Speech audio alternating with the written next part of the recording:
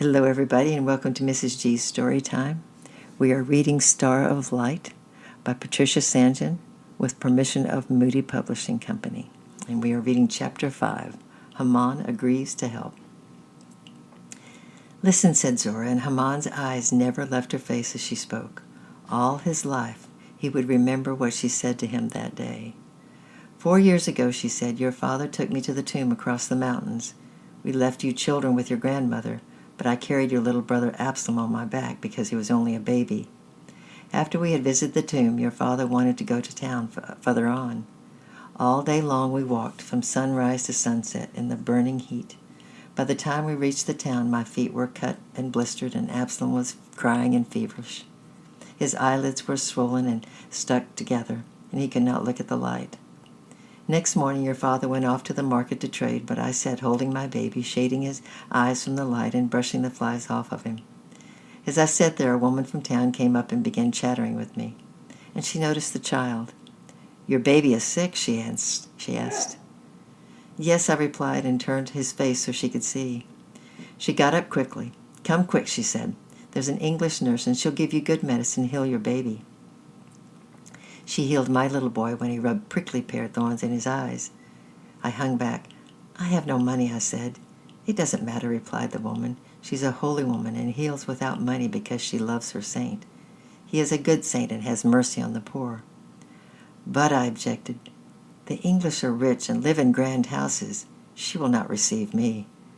But she lives in one of our houses, answered the woman, and those who go to her for healing are mostly poor. None are ever turned away, I tell you. She receives him in the name of her saint. So I followed, feeling afraid, but eager for medicine that would cure my baby's eyes. She led me down a narrow back street to a house with an open door. There were people coming out of that door, poor people like me, with babies tied on their backs. Some of them carried bottles of medicine, and none of them looked afraid. We were only just in time, for the room was nearly empty. The nurse was tall and fair. I had never seen anyone like her before.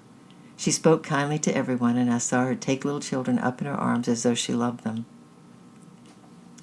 As I watched her, my fears went away, and when everybody else had gone, I went up to her and held out Absalom. She took him in her lap and examined his eyes. Her hands were very gentle. He didn't even cry.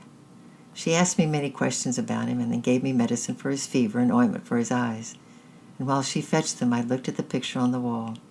It was a picture of a man with a kind face, holding a little child in his arms, and lots of other little children were clinging to his robe, looking up at him. I asked her who that man was, and she said he was called Jesus, and he was sent from God to show us the way to heaven. She told me a lot about him and how he healed the sick and made blind people to see, and loved everyone, whether they were rich or poor, grown-ups or children. I know she loved the man in the picture and wanted to be like him, and that is why she gave me medicine and was kind to Absalom. Zora paused and then went on speaking very slowly. I think, for the sake of the man in the picture, she would shelter Kinza, and so you must carry Kinza to her. You must start tonight when the moon is full, and you must walk all night and hide by day, for Sire Muhammad will certainly search for you. But he need not know you are gone until tomorrow night. I will send Rama out early with the goats before he's awake and tell him you've taken them. He'll never bother to look at Kinza in any case, and I'll put a pillow in her cradle in case Fatima glances in. By the time he comes home from work, it will be dusk, and he cannot send out his search by night, nor will I tell him where you've gone. By the next day you will be nearly there. Haman's eyes were bright with fear and excitement, but only he said, How shall I know the way? I've thought of that, replied his mother. There's only one road you can take. You must follow the river to the top of the valley, and then you must climb the mountain. It is very high, but you must reach the top. And below you will see another river and a valley, and if you follow the road along the bank, you will at last reach a big main road with traffic. If you start walking on this road, it may be that a truck driver will give you a ride, for the town lies about 50 kilometers along it up to the mountains. If you cannot get a ride, you must walk it, and may God help you. And when I get there, breathed the little boy. When you get there, said his mother, you will find the house of the English nurse. Do not ask, but just watch. She lives in a street behind the market, opposite the doorway of the inn. Her house is the last one on the street. Go to her and tell her all of our story, and give her Kinza. She will know what to do next." Haman looked doubtful. "But what if she doesn't want Kinza?" she asked.